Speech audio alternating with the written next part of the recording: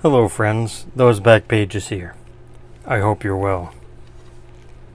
As you can tell by the title of tonight's episode, I really would appreciate your input. Or something to that. I'll see how I word it, but we are officially, 5 months and a week away from the National Week.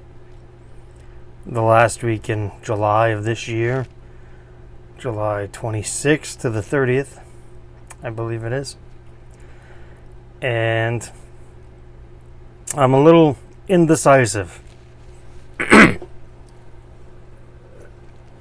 Not about going, because I'll be going, but about my mode of transportation and duration.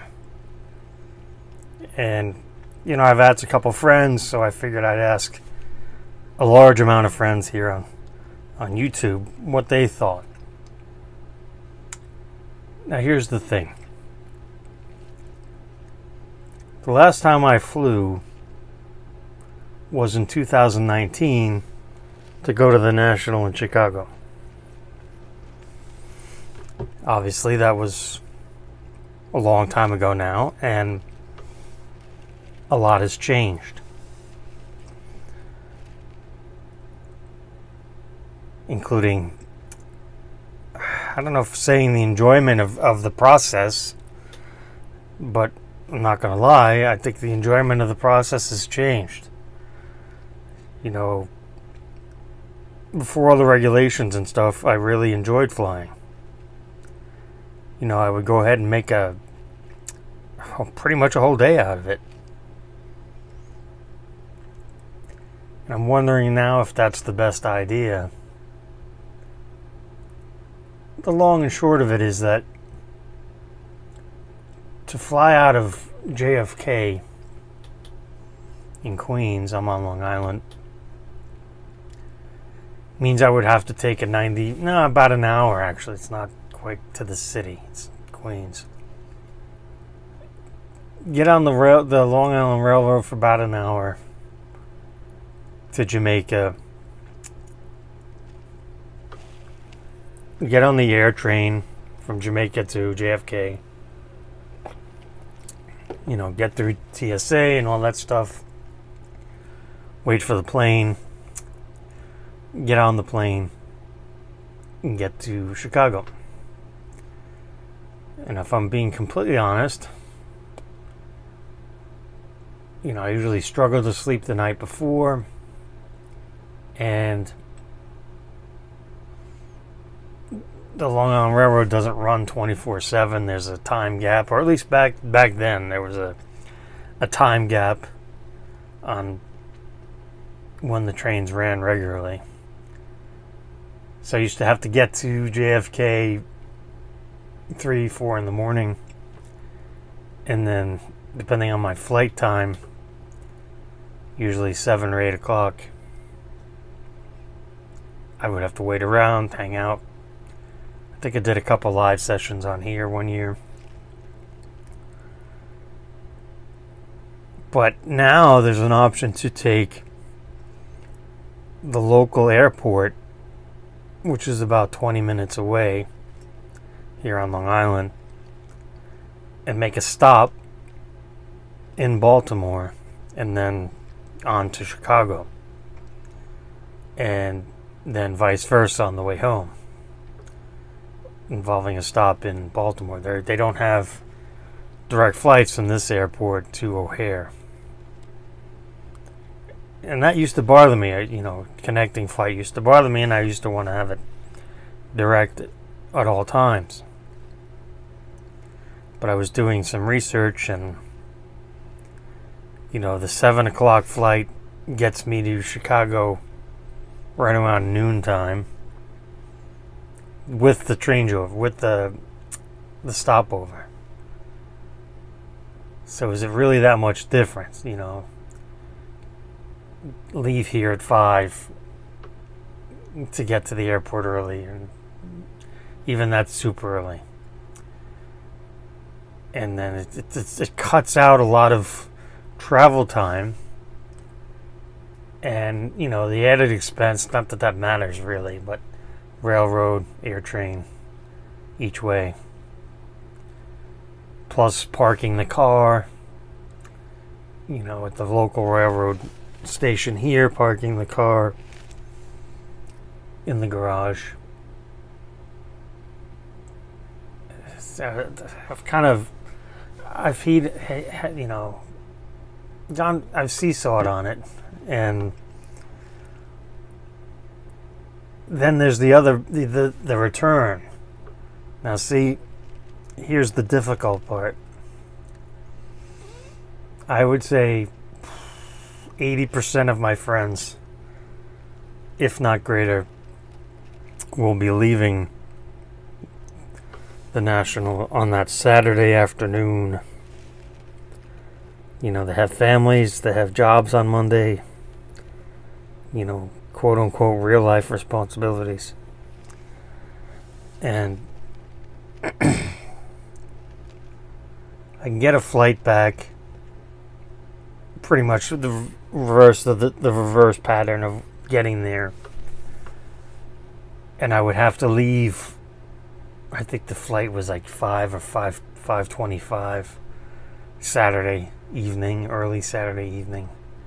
So I'd probably have to leave the show around 1. Or maybe even 2. I could push it to 2 and then head home. And that would be that, and it would be over. Now, the thing is, since most all of my friends are leaving, I wouldn't have even if I were to say I could actually get the same flight back on Sunday evening, which would be ideal, for an additional fee. Obviously, it's not as cheap as Saturday, but that's not the point. You know, the point is I wouldn't have anywhere to stay Saturday evening. You know, I guess I could ask a couple of my remaining friends that are still there if they want to let me crash on the floor. I haven't decided on that yet, but that is a possibility. So I would really, really appreciate your input in the comments below, or message me privately if you wish. But you know, I've been fortunate enough to go to the show every year they've had it, because they didn't have it in 2020. Every year they've had it since 2010, and I only went one day in 2010. But starting 2011, after 2010 I got the bug, the national bug, not the other one. But I haven't missed a day, so I haven't left quote unquote early before. And you know, it upsets me to think about it. So, you know, if I were to maybe get a flight out Saturday night on a different airline, I haven't looked at that aspect of it. But again, since, you know, we're 5 months and a week away, I have still a little bit of time to book my flight. I did do the drive, you know, to Chicago in 21. You know, I stopped along the way at a friend's house for the night on the way there, but then on the way home, I just did the drive straight from Donaldson Center to my house, which was, you know, roughly 15 hours without, you know, I stopped to go to the bathroom and eat, but I didn't stop and rest or anything. And probably wasn't the smartest idea. I don't think I want to do that again. So please, you know, let me know your thoughts, because I really appreciate what you guys, you know, have to say. Obviously, I appreciate you spending your time with me. And, you know, it wouldn't be a Those Back Pages episode if I didn't show some pickups. So I'm happy to show off some pickups. You've seen one there now for about 10 minutes. Yeah, I did pick up this 86 Monty Gum Road Warriors. It's blank back. You know, there's still like I'd like to get the 88 Wonderama, a couple of the others, but as you know me, the focus is all over the place. So, you know, with football being over and basketball, I'm not really that into basketball right now. Hockey's still going pretty good. But I've picked up some baseball cards, so let's show them off. So, about a year after release, I finally own the Wander Franco first flagship card in a CSG 9, Mint 9. I was able to pick this up for a whopping $8 as an add-on to another buy, so it was free shipping. I was happy to have that. Still working on the other guys in that. Speaking of the other guys, I picked up this from the, ironically enough, from the show last year, one of the Rapper redemptions, and it's numbered to 99. The blue, it works well with the Royals blue. A couple episodes ago, I showed off the Julio Franco, nice. Julio Rodriguez, the J-Rod, in the same redemption set in blue. And that also looked nice. Let's see. Picked up some Ohtanis, I think.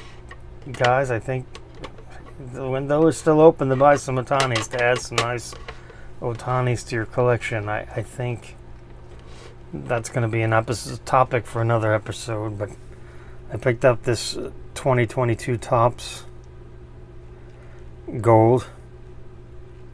Card number 1, Topps Gold. Number 2, 2022.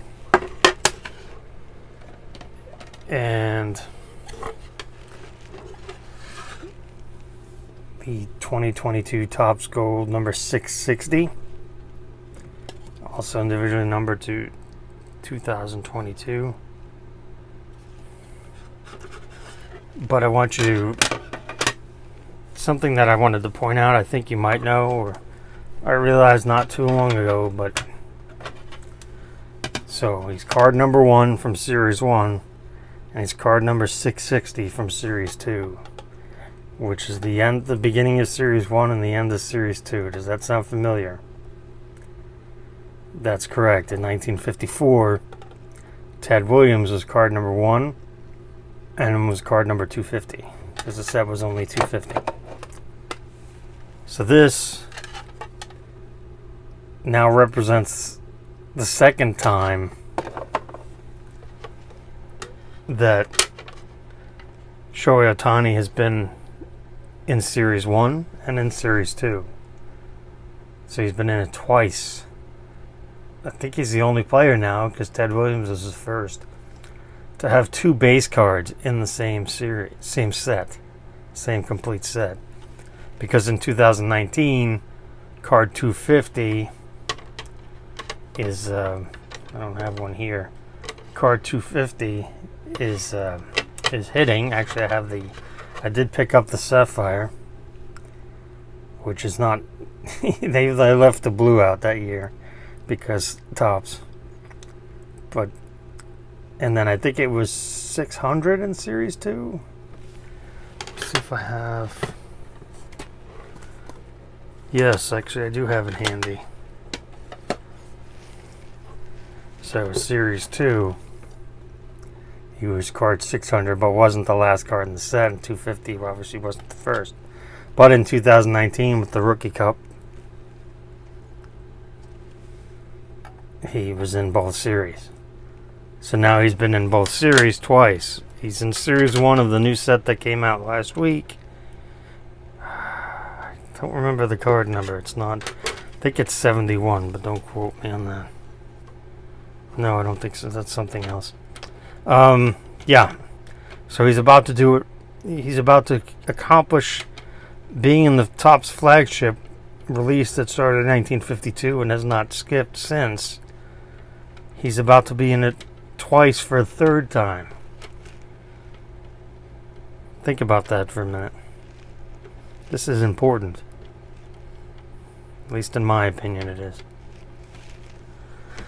So yes, it's a good time to pick up some Otanis. I picked up this 2021 Topps Heritage Red Chrome refractor. Just because it's first off, it's an amazing photograph. Image selection, hitting with the bat. Posed, but very 1972. And it's number to 372 on the back. And I tried to pick this up last summer, actually, and never worked it out with the seller. And then I put it on my watch list. He sent me an offer. We bounced back and forth on counters a couple times, and we settled on a price. So very happy to have that in the collection in a fine 9. Just so shiny. And like I said, numbered to 372. And then of course, Topps being Topps, when the 2022 Heritage set came out, looks like the 73s, they upped the number on the red refractors to 573. So it says 372, 72 representing the year, paying homage to, and then they upped to 201 copies to account for the increase in production, obviously. I did pick up a non-Otani. I picked up this 2010 Topps Heritage Ichiro.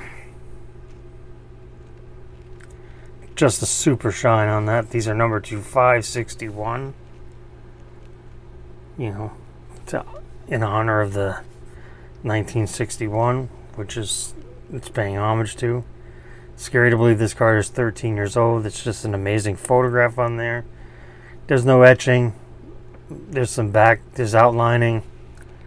There's some, I don't know if technically that might be etching, but like the goosebumps, it just adds texture to it. It looks really nice. And again, I think Ichiro is also a great buy. Maybe I'll have to share my thoughts on that topic in another episode. But got a couple more to add to show off before we wind down for the evening. And these are extreme examples of they cry, we buy, or you cry, I buy. Using the assign grade to your advantage. And first is from 2022 Topps Series 2, number 660. This is my first Topps Black Otani. And these are individually numbered on the back to 71. The 70 to 71. This year's Topps Blacks are numbered to 72. Next year's will be numbered to 73, etc. This received a grade of 7.5. You know, I rarely check the cards when they come in because I pay the price I want to pay, and the assigned grade is the assigned grade. And I looked this over, and you know, there's a little corner damage up here. I think this could easily be an 8. It's a 7.5. So, you know, very, very low grade for a 2022 card. And the last pickup, talking about really low grades. This is from 2022 update. This is the All-Star Game Gold in a PSA 7, and I can't for the life of me figure out how it got a 7. You know, there's not really any corner damage. Obviously, there's no creasing. I looked this over as well, and the really cool thing about this Topps Gold is that it's numbered to 75. So this is number 9 of 75. It's pretty cool for, you know, Topps Gold to be numbered to 75 throws people off. And, you know, it saved me a bunch of money that it's only a 7. So these two slabs here, the Ohtanis, less than four chromium blasters. So if you can do the math there. It's pretty crazy to think the card numbered to 71, the card numbered to 75, and both of them put together less than 150 is pretty impressive for what it is, because of the quote-unquote bad assigned grades. And you know, when you start talking about these lower grades, you know, if you want to bitch and moan, oh, you know, if you have a Topps Gold that's a 7, even that's fine by me, because the price you pay is going to be in your favor. But when you start talking about something that's numbered to 71 and something that's numbered to 75, you really can't be all that picky, because you know, you got to remember, just because this card's numbered to 71 and this one's numbered to 75, it doesn't mean they'll all hit the market. You know, especially with the super popularity of unopened right now, people buying and not opening. You know, I'm guilty of that plenty myself, but you get the point.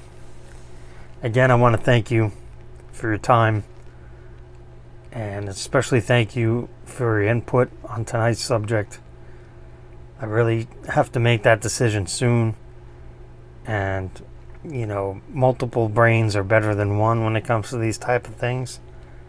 So I hope to hear from you.